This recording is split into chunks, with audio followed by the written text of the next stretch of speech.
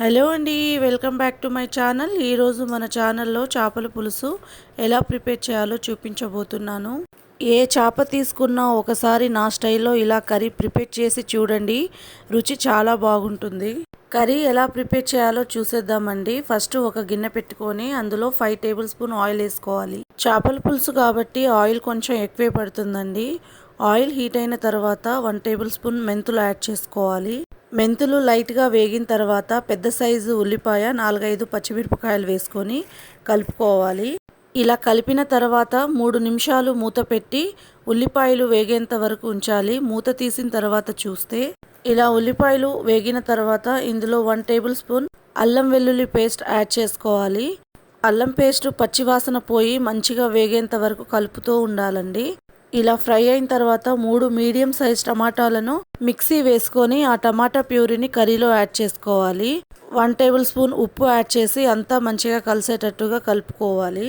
టమాటాలు కట్ చేసి వేయడం కన్నా ఇలా మిక్సీ వేస్తే కర్రీ అనేది థిక్గా మంచిగా కలర్ఫుల్గా ఉంటుంది.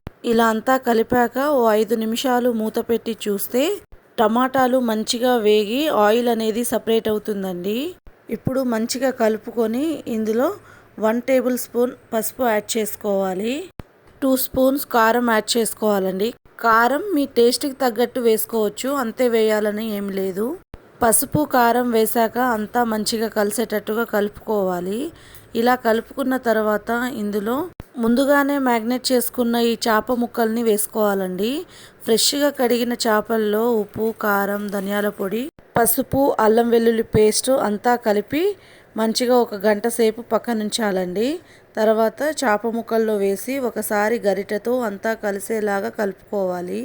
చేప ముక్కలు కర్రీలో వేశాక గరిటెతో కలపకూడదు అంటారు. ముక్కలు పచ్చివిగానే ఉంటాయి కాబట్టి విరిగిపోవు.